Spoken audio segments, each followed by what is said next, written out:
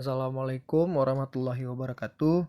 Kami dari kelompok 14 akan menjelaskan tentang anggaran bahan baku. Kelompok kami sendiri terdiri dari dua orang. Yang pertama, Sri Mardiah dan saya sendiri Khairul Mukaram. Nah, di bagian awal kami akan menjelaskan tentang bahan baku. Ada bahan baku yang digunakan dalam proses produksi dan dikelompokkan. Yaitu bahan baku yang pertama, bahan baku langsung atau direct material, yaitu sebuah bahan yang merupakan bagian dari barang jadi yang dihasilkan. Barang yang dikeluarkan untuk membeli bahan baku langsung ini mempunyai hubungan yang sebanding dengan jumlah barang yang dihasilkan, dan sehingga biaya bahan baku langsung merupakan biaya variabel bagi perusahaan. Misalnya kayu untuk produk mebel. Bahan baku langsung ini yang dimaksud dalam pembahasan materi saat ini ya. Nah, jadi yang kedua ada bahan baku tidak langsung atau indirect material, adalah bahan baku yang ikut berperan atau dipakai dalam proses produksi, akan tetapi tidak secara langsung tampak pada barang jadi yang dihasilkan.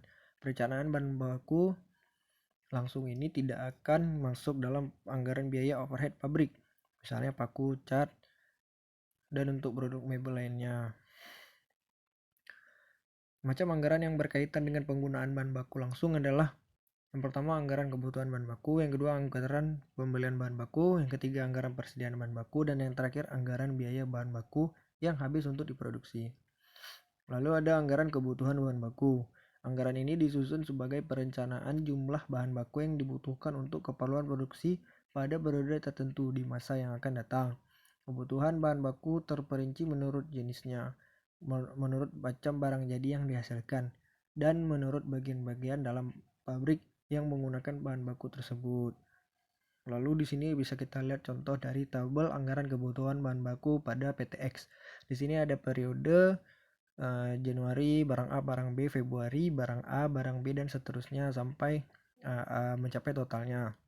Lalu ada bahan baku X dan bahan baku Y. Dan di bahan baku X juga kita bisa lihat ada produksi, SP atau jumlah satuan produk, dan kebutuhan. Dan begitu pula di bahan baku Y. Lalu selanjutnya akan dijelaskan oleh Sri Mardia. Baik, selanjutnya saya Sri Mardia akan melanjutkan presentasi dari teman saya, yaitu tentang anggaran pembelian bahan baku. Nah, di sini ada dua, itu anggaran ini disusun sebagai perencanaan jumlah bahan baku yang harus dibeli pada periode yang akan datang. Nah, yang kedua, bahan baku yang harus dibeli diperhitungkan dengan adanya persediaan bahan baku dan kebutuhan bahan baku untuk produksi.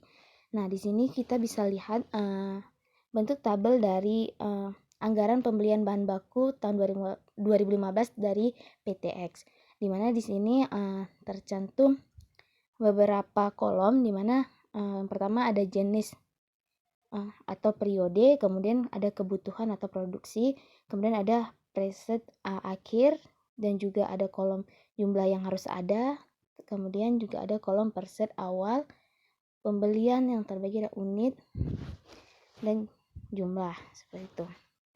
Baik, selanjutnya ada anggaran persediaan bahan baku. Nah, di sini jumlah bahan baku yang dibeli tidak harus sama dengan jumlah yang dibutuhkan karena perusahaan memiliki persediaan bahan baku. Nah, untuk selanjutnya, anggaran ini anggaran persediaan bahan baku merupakan suatu perencanaan secara terperinci atas jumlah atau kuantitas bahan baku yang disimpan sebagai persediaan di masa mendatang. Nah, di sini kita bisa lihat juga tabel dari anggaran persediaan bahan baku dari PTX. Nah, di bawahnya juga kita bisa lihat contoh dari tabel anggaran biaya bahan baku yang habis untuk diproduksi dari PTX. Nah, kurang lebih ini sama isi tabelnya. Kemudian, nah di sini kita perlu memperhatikan bila sebelumnya tidak membuat anggaran kebutuhan bahan baku dan langsung membuat anggaran biaya bahan baku yang habis untuk diproduksi. Kemudian, bentuk format anggaran biaya bahan baku yang habis untuk produksi bisa kita lihat seperti berikut. Nah, ini adalah contoh dari tabel anggaran biaya bahan baku yang habis untuk produksi yang dilakukan oleh PTX. Nah, selanjutnya, Nah, baik, sekian presentasi dari saya. Saya kembalikan ke moderator. Terima kasih.